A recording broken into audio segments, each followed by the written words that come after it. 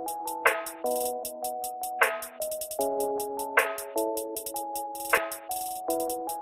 guys, thanks for watching MP Education. Today we are going to discuss class 9 Physics Force and Laws of Motion Part 3. तो last class में हम लोगों ने कितना discuss किया था? So we had discussed about second law of motion, which is basically nothing but F equal to ma, where F represents the force, m represents the mass and a for acceleration. ठीक है? अभी इससे ही continue करते हैं. अगर last class में इसमें video नहीं देखा तो वो मैं यहाँ पे डाल दूंगा, वो देख लेना. ठीक है? तो यहाँ से अगर एक्सेलरेशन निकालते हैं तो क्या होगा? A equals to what we can write F by m. तो इससे हम लोग क्या क्या चीज लिख सकते हैं? अगर acceleration equals to F by m होगा, so if mass is fixed, that means we can write A is directly proportional to F. Yes or no? अगर इसको कांस्टेंट मान लेते हैं तो कांस्टेंट और एक इक्वल साइन उठ के क्या आता है? प्रोपोर्शनल सिंबल आता है. So acceleration is directly proportional to force, and what is the other conclusion that you get? A is inversely proportional to mass. अगर फोर्स को तुम कांस्टेंट रखे तो एक्सेलरेशन और मास क्या होगा? इनवर्सली प्रोपोर्शनल होगा. What does it mean? देखो, फोर्स जब तुम बढ़ेगा एक्सेलरेशन भी बढ़ेगा. तुम सोचो किसी ऑब्जेक्ट को तुम ढकेल रहे हो, ठीक है? It has certain acceleration. तुमने जब फोर्स ज्यादा दिया, मतलब क्या हो गया? फोर्स ज्यादा दिया तो उसका स्पीड भी ज्यादा बढ़ेगा, तो मतलब एक्सेलरेशन होगा. स्पीड चेंज को ही हम लोग एक्सेलरेशन बोलते हैं ना. So as the force increases the acceleration also increases. ठीक है? नेक्स्ट पॉइंट यहाँ पे देखो, acceleration is inversely proportional to mass. What is that represent? What does that represent? Acceleration mass का इनवर्सली प्रोपोर्शनल होगा. मतलब जितना मास कम होगा उसका एक्सेलरेशन कितना होगा? ज्यादा होगा. तुम सोचो ना, छोटा गाड़ी है, उसका मास कम है, तो उसका अगर सेम फोर्स तुमने अप्लाई किया तो वो ज्यादा दूर जाएगा, या एक बड़ा गाड़ी को तुमने धकेला तो वो मतलब ज्यादा दूर जाएगा. If there are two cars, one is your toy car and another is your actual car. Now you push both of them with the same force. So which one will go accelerate more? Of course, the object having smaller mass. तो जो object का mass small होगा उसका acceleration क्या होगा? ज्यादा होगा. और जो ऑब्जेक्ट का मास बड़ा होगा तो एक्सेलरेशन क्या होगा? कम होगा. सो दे आर इनवर्सली प्रोपोर्शनल. ठीक है? ये समझ में आया? अच्छा, अभी देखो F इक्वल टू ma जो हम लोगों ने लिखा था, इससे फोर्स, ये तो हम लोगों का फोर्स है, तो SI यूनिट निकालते हैं. सो SI यूनिट ऑफ फोर्स, ये सब उठा लेना, ठीक है ना? नोट करके, नोट बस में ही नोट लिखो. SI unit of force. What is the SI unit of force? Now tell me. SI unit of force क्या होगा? बताओ. तो हम लोगों को पता है कि मास का क्या है यूनिट? kg. एक्सेलरेशन का क्या होता है? मीटर पर सेकंड स्क्वायर. तो अगर ये kg मीटर पर सेकंड स्क्वायर है तो उसको हम लोग क्या बोल सकते हैं? Instead of writing that, what we can write? We can write also as newton. ठीक है? which is also represented by n, जो तुमने किया है, राइट? लास्ट क्लास 8 में भी किया था, फोर्स एंड प्रेशर चैप्टर में भी किया था, न्यूटन. वो सेम चीज है. मतलब अगर तुम्हें कोई पूछे कि 1 न्यूटन क्या होगा, तो ये फोर्स की जगह मैंने 1 न्यूटन लिखा, मास की जगह क्या लिखा? 1 kg लिख दो, सब में 1 पुट कर दो, और एक्सेलरेशन क्या होगा? 1 मीटर पर सेकंड स्क्वायर. अभी अगर कोई पूछे कि डिफाइन 1 न्यूटन, ये अगर डिफाइन करने बोले तो हाउ विल यू डिफाइन?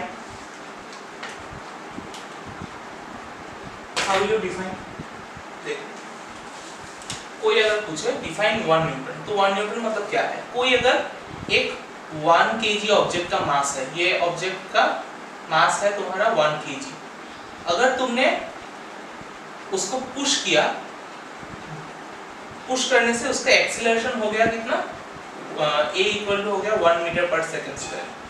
तब उसका फोर्स क्या बोलेंगे हम लोग? 1 न्यूटन. ठीक है? When an object of 1 kg mass, when a force applied on a 1 kg mass produces an acceleration of 1 meter per second square, then the force is said to be what? 1 Newton. लिख पाओगे? ये सब पूछता है, ठीक है? What is define 1 Newton? तो क्या लिखोगे? When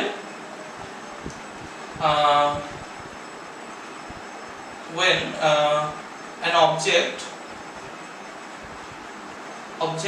of mass 1 kg is when a force of क्या लिखो, when an object of mass 1 kg is pushed such that it produces the acceleration of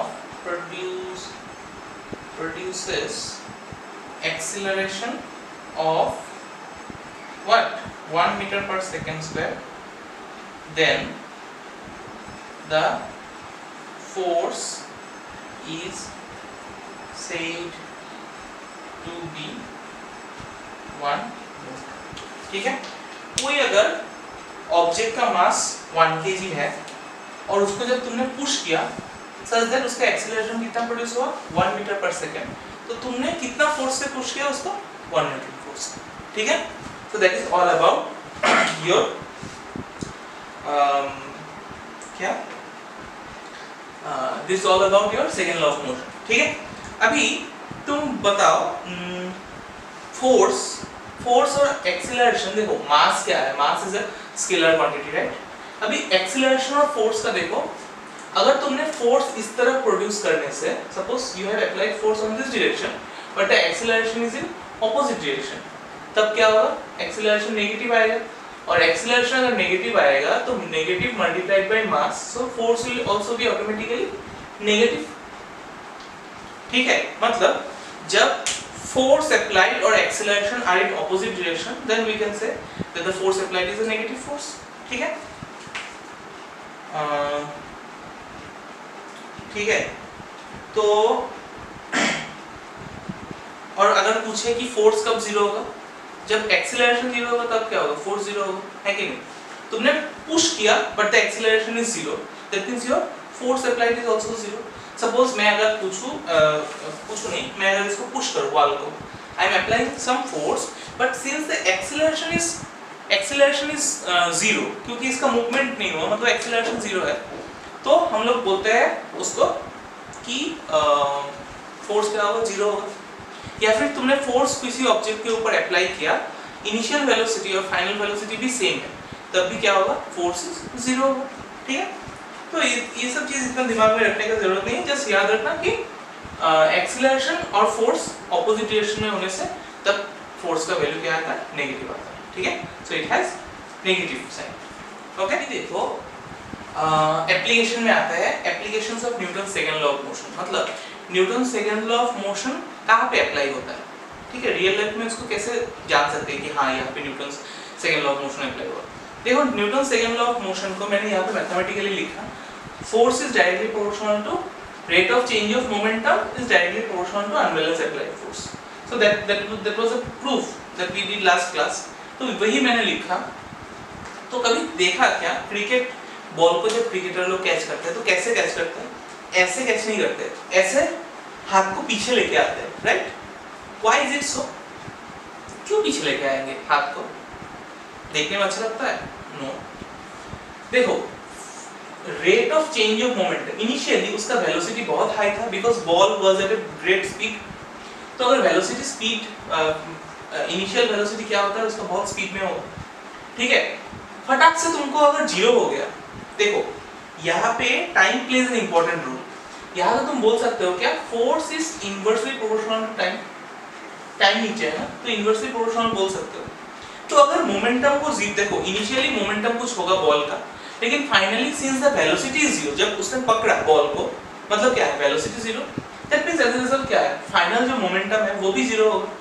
अभी मोमेंटम तुमने एक 100 था पहले सपोज मोमेंटम, फिर उसमें से क्या हो गया, उसको डिक्रीज करके तुमने जीरो लेके आया। ठीक है ना, initially it has some certain momentum, finally जब तुमने हाथ में पकड़ा वेलोसिटी जीरो, मतलब मास इनटू वेलोसिटी क्या होगा, मोमेंटम जीरो हो जाएगा। अगर तुमने फटक से पकड़ा तो क्या होगा, हाथ में इंपैक्ट ज्यादा होगा। व्हाई, तो जब तुम ऐसे करके खींचोगे नीचे की तरफ, the cricket player is doing nothing but it is increasing the time। देखो अगर इनवर्सली प्रोपोर्शनल है तो टाइम अगर इंक्रीज करोगे तो फोर्स क्या होगा, कम लगेगा। अगर तुमने फटाक से हाथ से, मतलब बॉल आ रहा है, तुमने ऐसे कैच कर लिया, ठीक है, तो क्या होगा, टाइम इज वेरी लेस, तो टाइम जब लेस होगा तो फोर्स क्या होगा, ज्यादा होगा, तो हाथ में ज्यादा दुखेगा। But when the final momentum is getting zero, if you allow it certain time, अगर ऐसे करके तुमने टाइम कुछ ज्यादा बढ़ा दिया, so you are increasing the time, as a result क्या होगा, फोर्स कम होगा, मतलब फोर्स का इंपैक्ट कम, हाथ में दर्द कम होगा। ठीक है, समझ में आ रहा है ना। इनिशियली बॉल का मास तो सेम ही होगा, इनिशियली उसका वेलोसिटी कुछ बहुत हाई है, इसलिए उसका मोमेंटम हाई हो जाएगा। ठीक है, जब उसको तुमने डिक्रीज किया वेलोसिटी, लास्ट में जब हाथ में आएगा वो वेलोसिटी क्या होगा, जीरो होगा। Okay, so our aim is कि फाइनल वेलोसिटी जीरो, मतलब फाइनल मोमेंटम जीरो होगा। But why you are catching in this way, because you are increasing the time, as a result force will be decrease, so हाथ में जो force का impact होगा वो क्या होगा, कम होगा। ठीक है, so this is point number 1, catching A cricket ball. Number 2, the case of high jumper. High jumper में देखो यहाँ पे वो पिक्चर भी दिया है उसके पहले बार, देखो you will get a picture here. So if you hold it directly then what is the problem, हाथ में टाइम कम, मतलब टाइम फटाक से हो जाएगा ना, तुमने फटाक से पकड़ लिया, मतलब टाइम कम लग रहा है, तो फोर्स क्या होगा, ज्यादा होगा, हाथ में दर्द ज्यादा होगा। ठीक है, if you are increasing the time, you are doing what, you are decreasing the impact of force.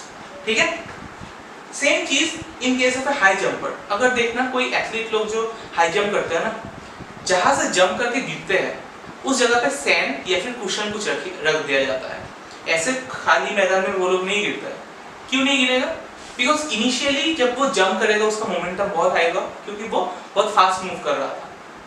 जब फाइनली ग्राउंड में गिरेगा, if it directly hits the ground, अगर डायरेक्टली ग्राउंड में हिट किया, मोमेंटम जीरो हो जाएगा, लेकिन टाइम क्या होगा, एकदम फटाक से जीरो हो जाएगा, तो उसका दर्द क्या होगा, बम में ज्यादा दर्द होगा, it will get hurt, they will get hurt. तो अगर उसमें से सैंड या फिर कुशन लगा देते हो तो क्या होगा, उसका इंपैक्ट कम लगेगा, बिकॉज जब वो सैंड में गिरेगा तो उसको थोड़ा आगे चल, मतलब सैंड में गिरेगा तो डायरेक्ट वहां पे स्टॉप नहीं होगा, सैंड के साथ वो थोड़ा आगे जाएगा, सो एज ए रिजल्ट उसका इंपैक्ट कम होगा।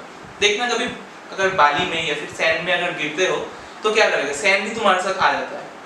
सेम थिंग हैपेंस है ना, जहाँ पे एक रास्ता है, ठीक है, जब वहां से जंप किया तो डायरेक्टली वहां पे स्ट्राइक नहीं करेगा, वो जाके थोड़ा आगे जाएगा। अगर वो सॉफ्ट ऐसे नॉर्मल ग्राउंड मतलब बिछाया होता तो क्या होता, direct when it hits on the ground then they might get hurt. ठीक है, तो इंजरी से रेस्क्यू करने के लिए क्या देते हैं हम लोग, आइदर सैंड या फिर कुशन या फिर तकिया लगा देते हैं, सो दैट वो उसके साथ थोड़ा आगे जाए। ठीक है, टाइम मिले उसको स्टॉप करने में। So as you get time that means the force will be less, so impact will be less. ठीक है, so this is the case, second case, and the third case is the use of seat belts. जो हम लोग car में first मतलब जो driver है या फिर ड्राइवर का साइड वाला सीट में हम लोग जनरली क्या लगाते हैं, सीट बेल्ट लगाते हैं। ठीक है, 80% पॉपुलेशन वो मानता नहीं है, वो अलग बात है, but it is recommended. Why, कि अगर तुम्हें एक्सीडेंट हो, गॉड फॉरबिड, बट अगर कोई एक्सीडेंट हो तो क्या है, तुम फटाक से ब्रेक लगाओगे, तो what are the chances, your chances, अगर तुम्हें बेल्ट नहीं लगाया तो क्या होगा, तुम बाहर गिर जाओगे। यहाँ पे ग्लास है, तुमने गाड़ी स्पीड से चला रहे हो, कोई एक आदमी आ गया या फिर कुछ भी आ गया, तुमने ब्रेक लगा दिया, ब्रेक लगाया मतलब वेलोसिटी जीरो किया, मतलब मोमेंटम भी जीरो होगा। अगर मोमेंटम जीरो कर दिया तो तुम्हें क्या चांसेस होगा, योर बॉडी टेंडेंसी, इनर्शिया के लिए बॉडी का टेंडेंसी क्या रहेगा कि वो आगे ही मूव करे। सो एज ए रिजल्ट क्या होगा, ये देखो कार्ड से ऐसे देयर इज अ चांस जे कार्ड से तुम ऐसे निकल के आ जाओगे if you are not wearing the seat belt. So it is recommended to wear the seat belts. Why, so that seat belt क्या करेगा, उसको पुश बैक करेगा। ठीक है, उसका जो इंपैक्ट है जीरो होने में उसको टाइम लगाएगा, और टाइम अगर लगाएगा तो फोर्स कम होगा। ठीक है, सो these are some laws, some examples where you can see the second law of motion is applied. ठीक है, समझ में आया तक? ये सब नोट करके रख दो, खुद से पॉइंट बनाओ, और क्वेश्चन डायरेक्टली नहीं पूछेगा, मतलब give some application of Newton's, नहीं, ऐसा नहीं। Why a cricket ball or a cricketer using this method catches the cricket ball, ऐसा पूछ सकता है, या फिर why it is recommended to wear seat belts, ऐसे करके एक एक पॉइंट्स का एक एक नोट्स बना लो, खुद से इजी हो जाएगा। अगर नोट्स नहीं भी बनाए तो भी पॉइंट लिख के रखो और नीचे लिखे रखो, page number Aston page number लिखना, ताकि एग्जाम पे टाइम पे बुक खोजना ना पड़े कहाँ पे है, ठीक है। कॉपी में सब नोट बना कर, ठीक है। इतना समझ में आया? ओके। नाउ आते हैं हम लोग सैंपल प्रॉब्लम की तरफ। एज यू नो वो फॉर्मूला भी देखो, लास्ट चैप्टर में जो 3 फॉर्मूला मिला था वो भी चाहिए होगा यहाँ पे, और अभी सेकंड लॉ का फॉर्मूला क्या मिला, F = ma, वो भी चाहिए। तो देखो सैंपल प्रॉब्लम 1 में क्या बोला, देखो सब मैं नहीं दिखा दूंगा, एकदम इजी है क्वेश्चन, मतलब ये साम्स। क्या बोला, what force would be needed to produce an acceleration. What force would be needed मतलब तुमको फोर्स निकालना है, what force is needed to produce an acceleration of, मतलब a is given as 4 metre पर सेकंड स्क्वायर, ठीक है, in a ball of mass 6 kg। तो मास क्या है तुम्हारे पास, 6 kg। तो मास, फोर्स पता है, एक्सीलरेशन, फोर्स निकालना है, एक्सीलरेशन और मास। तो डायरेक्टली फॉर्मूला लगाओ, F = ma, वहां से निकल जाएगा F का वैल्यू, ठीक है। कैसे लिखोगे, we know that F = ma। अभी m का वैल्यू पुट करो, a का वैल्यू पुट करो, मल्टीप्लाई करो, वहां से फोर्स निकल जाएगा। तो जो आंसर आएगा वो that will be in newton, ठीक है। कर पाओगे, घर में करना। कमिंग टू सैंपल प्रॉब्लम 2, ये भी देखो सिंपल सा है। What is the acceleration produced by a force of 12 Newton? Now force is given, देखो given में क्या लिखोगे, force is given as 12 Newton, ठीक है, exerted on an object of mass 3 kg। अभी mass is given as 3 kg, force और mass given है, acceleration लगाना है। तो हमको क्या पता है, F = ma, we know that, ऐसे लिख दो। तो फोर्स अगर 12 पता है, मास अगर 3 पता है, और एक्सीलरेशन निकालना है। अभी 3 को नीचे लेके आओ, फटाफट करो, जो आंसर आएगा that is the acceleration, but don't forget to write the SI unit. तो a जितना आएगा वो क्या होगा, मीटर पर सेकंड स्क्वायर, ठीक है। कर पाओगे ये, घर में करना। सैंपल प्रॉब्लम 3 देखो क्या है, calculate the force required to import a car a velocity of 3 metre पर सेकंड, अच्छा, in 10 second starting from rest. देखो ये क्वेश्चन इंपॉर्टेंट है, मैंने जो बोला थोड़ी देर पहले कि लास्ट क्लास का कॉन्सेप्ट और नॉलेज चाहिए होगा, ठीक है, यहाँ पे चाहिए। क्या बोला, calculate the force required to import a car velocity of 3 metre पर second in 10 second starting from rest. मतलब एक कार है यहाँ पे initially, this is the car, ठीक है, स्टार्टिंग एट रेस्ट। यहाँ से उसको वेलोसिटी चाहिए कितना, 10 मीटर पर सेकंड, 10 मीटर पर, ओह सॉरी 30 मीटर पर सेकंड, 30 मीटर पर सेकंड चाहिए इन 10 सेकंड। अभी टाइम भी पता है तुमको, 10 second. The mass of the car is 1500 kg। तो यहाँ से तुमको मास पता है 1500 kg इसका, तुमको फोर्स चाहिए। तो देखो गिवन, तो तुमको गिवन क्या है पता, the initial velocity you know, the car was starting at rest, मतलब initial velocity 0 meter per second, v is your final velocity, what is the velocity, 30 meter per second। तो if you know u and v, और तुमको चाहिए time भी पता है 10 second, ठीक है, u पता है, v पता है, टाइम पता है, तो तुमको वहां से क्या निकालने बोला, फोर्स निकालने बोला। ओ मास भी पता है, m भी पता है, तो m = क्या है, 1500 kg। तो देखो फोर्स का तो हम लोगों के पास फॉर्मूला तो ये है, F = ma, लेकिन a पता नहीं है, F = ma ना, m पता है but we do not know a, but by using this 3 information can we find a? Of course last class का नॉलेज, मतलब लास्ट चैप्टर का knowledge. What was the formula for acceleration, पहले लिखो, we know, sorry disturbance. Now देखो we know a = क्या था, v - u/t था formula. तो तुमको v पता है, u पता है, t पता है, तो वहां से क्या निकल जाएगा, a निकल जाएगा। Then you can apply the formula F = m × a। तो m भी पता है, a भी पता है, तो वहां से फोर्स मिल जाएगा। समझ में आया, कर लेना ये। Next question, coming to question number 4। अच्छा 4 एक ग्राफ है, ठीक है, ग्राफ में रुको दिखाता हूँ मैं, नेक्स्ट पहले दिखा लेते हो एग्जांपल 5, सैंपल प्रॉब्लम 5, ठीक है, ग्राफ में आता हूँ बाद में। सैंपल प्रॉब्लम 5 में क्या बोला देखो, A truck starts from rest. Starts from rest मतलब तुम्हें देखते ही समझ में आ जाना चाहिए अभी तक कि u equals to 0. And rolls down a hill with a constant acceleration. Okay. It travels a distance. अभी s पता है तुमको. Distance कितना दिया है? 400 मीटर. ठीक है? In 20 seconds. तो टाइम भी पता है तुमको 20 seconds. ठीक है? Find the acceleration. तो a equals to your question mark. Now find the force acting on the mass. Find the force acting on the mass. Acting on it if the mass is 7 metric ton. तो force भी निकालने दिया. ठीक है? मास भी तुमको पता है 7 मेट्रिक टन ना, मतलब 7000 टन शायद. मास हाँ 7 into 1000. 7 मेट्रिक टन मतलब 7000 kg. तो 7000 kg पता है. तो F का तो तुम्हें फॉर्मूला पता है m into a. ठीक है? Now you know m, fine, but a you do not know, right? तो a का देखो लास्ट जो क्लास में हम लोगों ने फॉर्मूला लास्ट चैप्टर में जो किया था 3 फॉर्मूला, उसमें से देखो क्या क्या गिवन इंफॉर्मेशन है. u पता है, s पता है, t पता है. So how will you find a? By using the third formula? Yes or no? अगर मैं लिखूं v square minus u square equal to 2as, ओह नहीं निकलेगा, v नहीं पता है, ये छोड़ दो.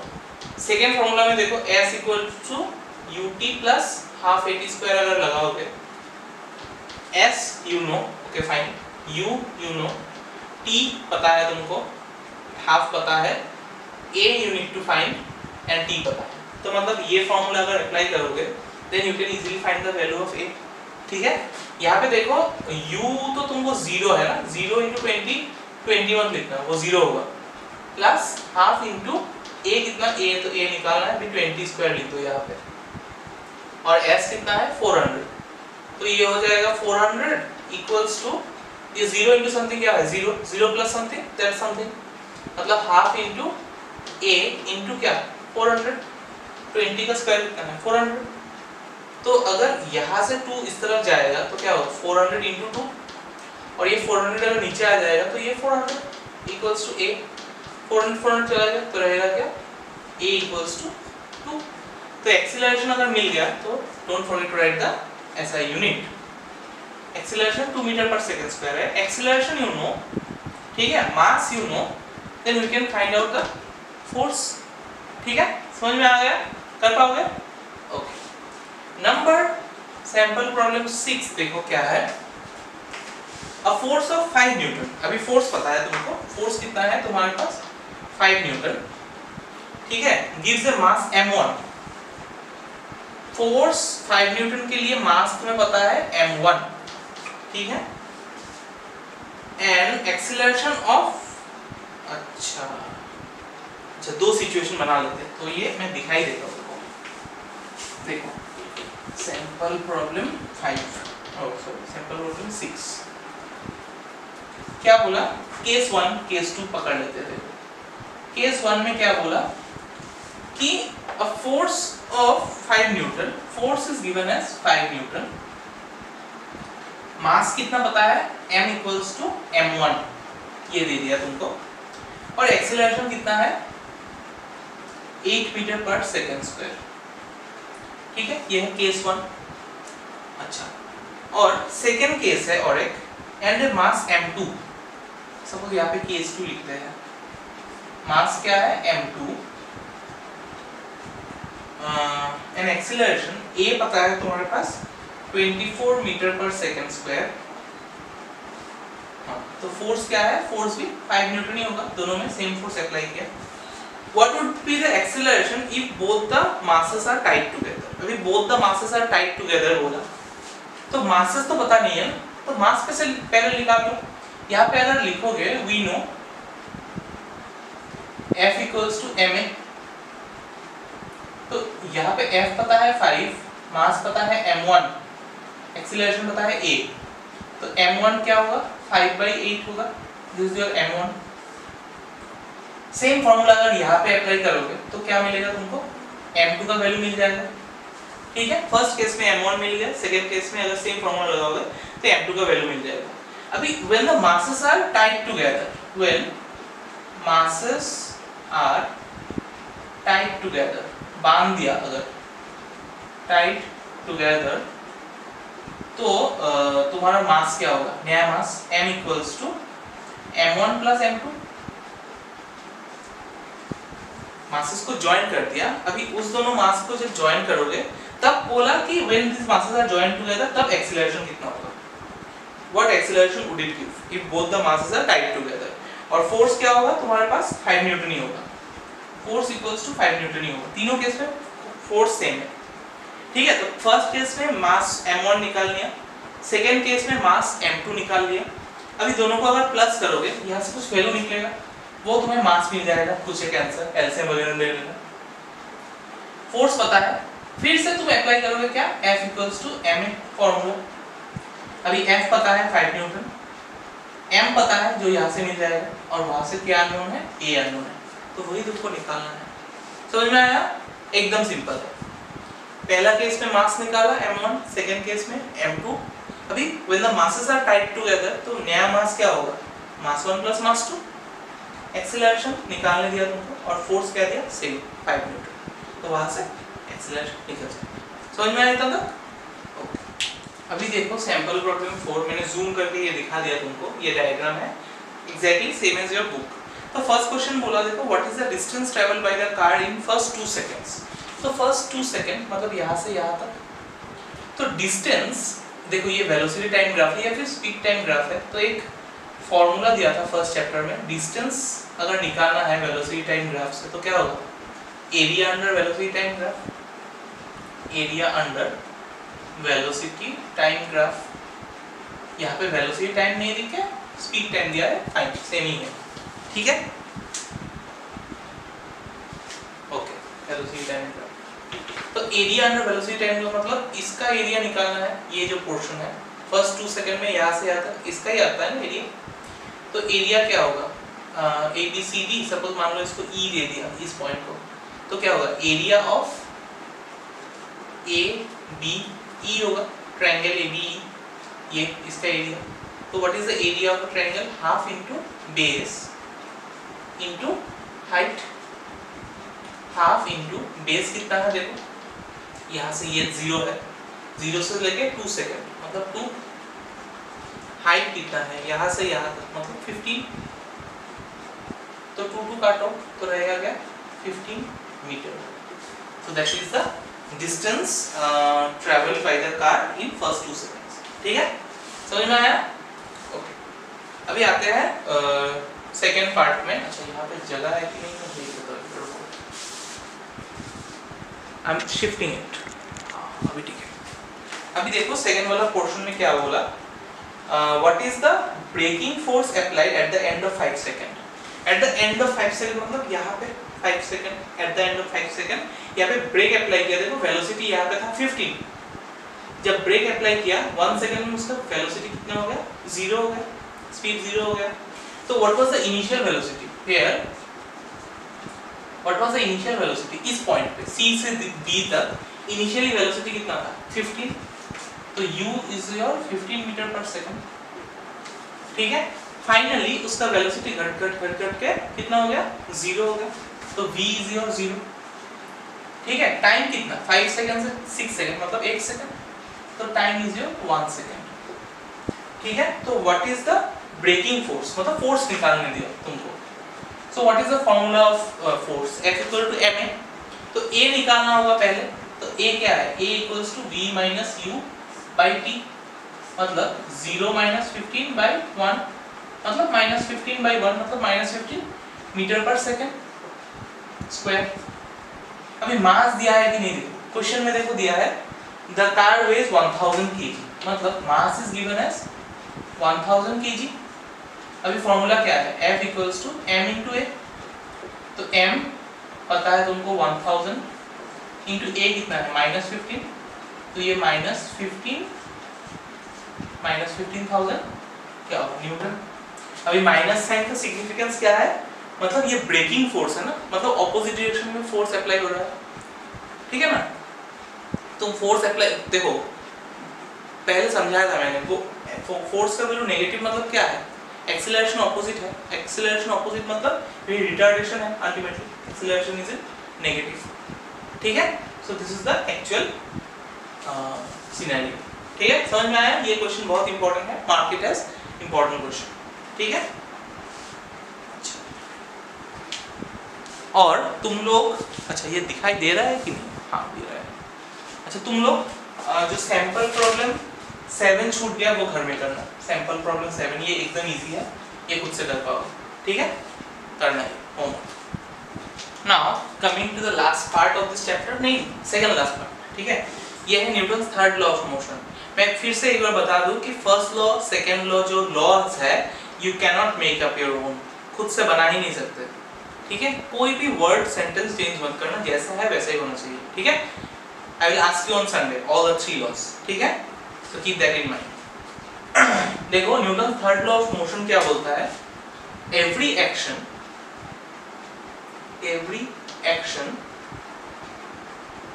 Has equal and opposite reaction, ये सबसे छोटा है, इक्वल एंड ऑपोजिट रिएक्शन, एकदम सिंपल सा बात है। Every action has an equal and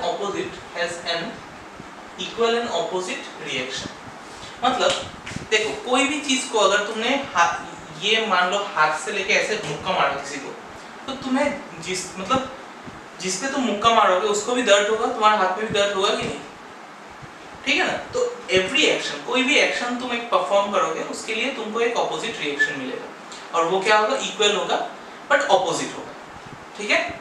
तो देखो एक इसका जो प्रॉपर नेक्स्ट है वो वाला पार्ट मैं तो नेक्स्ट क्लास में दिखाऊंगा, और एक क्लास में ये चैप्टर खत्म हो जाएगा। सो द नेक्स्ट देखो एक यहाँ पे डायग्राम दिया है, डायग्राम अच्छे से फिगर 26, एक आदमी क्या किया, एक रोलर स्केटर ने क्या बोलते हैं उसको, जो पैरों में चक्का लगा होता है उसमें बैठ के वॉल में पुश किया। सो वॉल में जो पुश किया और तो क्या होगा, वो ऑपोजिट साइड में आएगा कि नहीं, पीछे तरफ आ जाएगा। So that is based on purely Newton third law. Every action तुमने दिया, धक्का मारा, that is your action, and you are going backwards, that means that is your reaction. तो हर एक ऑब्जेक्ट का और हर एक कोई चीज का क्या होगा, एक्शन का रिएक्शन होगा, ठीक है। तो ये तुमने जो फोर्स अप्लाई किया दैट इज एक्शन, और तुमको जो रिटर्न धक्का मिला दैट इज व्हाट, रिएक्शन।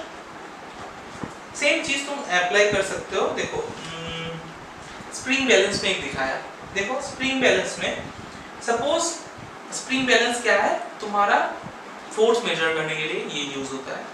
एक पार्ट सीलिंग या फिर वॉल से मतलब हैंग किया हुआ लगा हुआ है, ऐसा दो तुमने लगाया, जब तुमने फोर्स अप्लाई किया ना, तुमने जो खींचा इसको, देखो यहाँ पे 4 न्यूटन और यहाँ पे 4 न्यूटन क्या होगा, डिस्ट्रीब्यूट हो जाएगा, मतलब ये एक्शन है और उसके वजह से तुमको ऑपोजिट साइड में रिएक्शन मिला, मतलब तुमने खींचा 4 न्यूटन से तो रिएक्शन भी क्या मिला, 4 न्यूटन ही मिला। तो ये देखो इक्वल जो बोला, इक्वल का मतलब क्या है, तुमने अगर किसी वॉल को तुमने ऐसे पंच किया 4 न्यूटन में, तो वॉल भी तुमको क्या 4 न्यूटन में पंच करेगा means you will get hurt, ठीक है, वो है एक। और अभी याद रखना ये जो एक्शन और रिएक्शन है, यहाँ पे एक चीज नोट डाउन करो कि action and reaction always acts on different bodies, ठीक है। लिखो note number 1, action and reaction always acts on different bodies.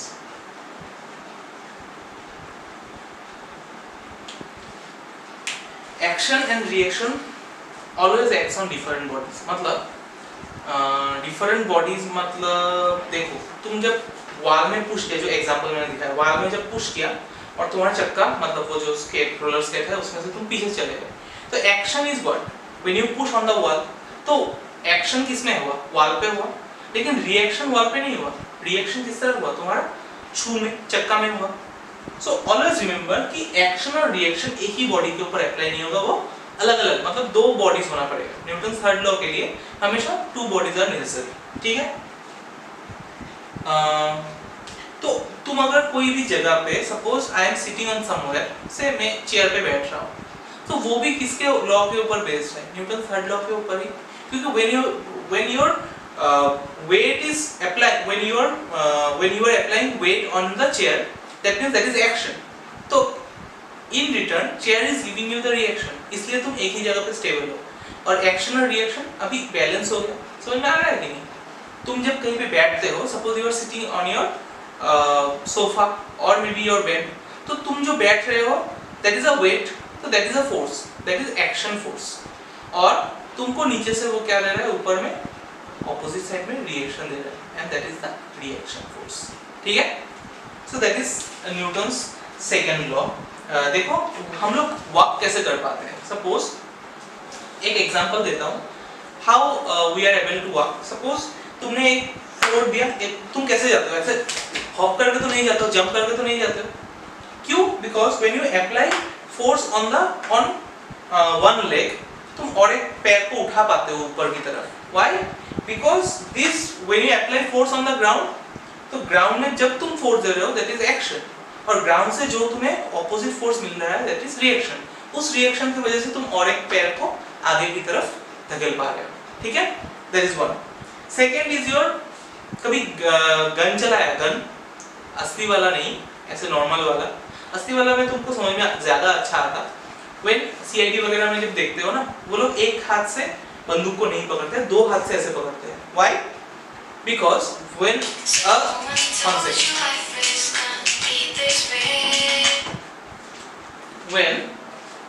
When तुम जब बंदूक ऐसे पकड़ते हो ना, तो क्या होगा, सीधा जब तुमने राइफल को चलाया, ठीक है, वो जो बुलेट निकला दैट इज योर एक्शन। तो वो जो एक्शन हो उसके ऑपोजिट में तुमको एक रिकॉइल मिलेगा, ऐसे धक्का मिलेगा पीछे की तरफ। सो that is what reaction. So action और रिएक्शन दोनों अलग अलग बॉडी में भी यहाँ पे काम कर रहे हैं। एक्शन किसके ऊपर हुआ? बुलेट के ऊपर। रिएक्शन किसको मिला? तुम्हारा जो गन है उसकी तरफ। ठीक है, so that is another example of Newton second law. Same चीज बलून में देखते हो। बलून में क्या है, सपोज तुमने बलून में हवा भरा, उसके बाद छोड़ दिया, तो क्या होगा, बलून इस तरफ घूम घूम के ऊपर जाएगा या नीचे जाएगा, ऐसे मूव करता है ना। That means what, when you blown the balloon, तो उसमें एक्शन दिया, जब उसको छोड़ा तो सामने की तरफ गया। क्यों? क्योंकि पीछे की तरफ उसका रिएक्शन होता है। ठीक है ना? तो here also we can see the Newton's third law of motion. Okay, the case of boat and ship, boat and ship में भी सेम काम होता है। सपोज एक बोट पे तुम, सपोज एक बोट है सामने, ठीक है, बोट से तुम किनारे पे जंप कर रहे हो। When you are jumping on the किनारा, देन व्हाट हैपेंस, तुम आगे की तरफ जाते हो और बोट पीछे की तरफ चला जाता है। व्हाई? बिकॉज जब तुम जंप करते हो तो you are giving the action, as a result reaction के हिसाब से वो क्या होगा, बोट पीछे की तरफ चले जाएगा। ठीक है, और बोट जब चलाते हैं ना, चप्पू चलाते हैं, वो भी सेम ही काम होता है ना। चप्पू जब चलाते हो that means your action, as a result reaction के हिसाब से बोट आगे जाता है। तो ऐसे पीछे लेते हो ना वो चीज को, वो जो चप्पू होता है उसको जब पीछे लेते हो that means that is action, and as a result the boat moves forward, that is reaction. That is also here based on Newton's third law. ठीक है, होस पाइप, जब सपोज वो जो होली के टाइम पे पिचकारी जो होता है ना, पिचकारी नहीं, वो जो पाइप से हम लोग खेलते हैं कभी कभी, तो पाइप जो होता है, पाइप अगर तुम उसमें से बहुत सारा पानी निकले तो देखना पाइप ऐसे ऐसे ऐसे ऐसे मूव करता है। That means what, the water is going forward, so that is action, as a result पीछे की तरफ रिएक्शन मिलता है उसको, सो इसलिए वो ऐसा ऐसा मूव करता है। ठीक है, तो यही सब एग्जांपल्स है किसका, Newton's third law of motion. ठीक है, एवरी एक्शन, दो चीज याद रखना, एक है लॉ, क्या है law, every action has a equal and opposite reaction. Second चीज, एक्शन और रिएक्शन हमेशा दो अलग अलग बॉडी के ऊपर डिपेंड करेगा, and this is a very important question, वो आता है क्वेश्चन। ठीक है, अच्छा ये दोनों, फर्स्ट लॉ क्या था, लॉ ऑफ इनर्शिया, कोई चीज अगर स्टेशनरी है तो स्टेशनरी रहेगा, कोई लॉ, कोई अगर ऑब्जेक्ट मूव करता रहता है तो मूव ही करता रहेगा। ठीक है, so that is first law. Second law क्या है, जो हम लोगों ने किया, F equal to m, rate of change of momentum is directly proportional to unbalance applied force. Third law क्या है, every action has a equal and opposite reaction. ठीक है, ये पूरा अच्छे से कर लेना।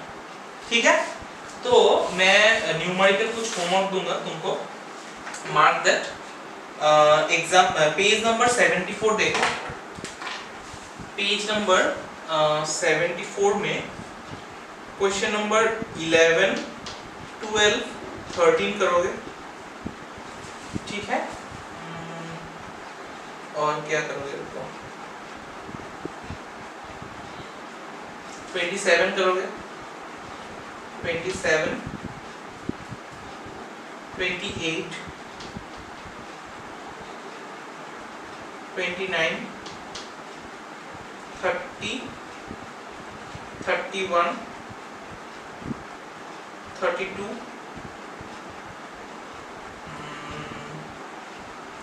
32, यही सब करना, ठीक है। इतना तक होमवर्क करना। और जो पहले का मैंने दिया, पहले का मतलब जो सैंपल प्रॉब्लम, वो भी करके मुझे भेजना, ठीक है। अगर वीडियो पसंद आ गया है तो लाइक कर देना, सब्सक्राइब तो कर ही दिया, नहीं तो कर देना क्योंकि ये मुफ्त है। और मिलते हैं नेक्स्ट वीडियो में, तब तक के लिए सब लोग घर पे रहना, सेफ रहना। चलो बाय।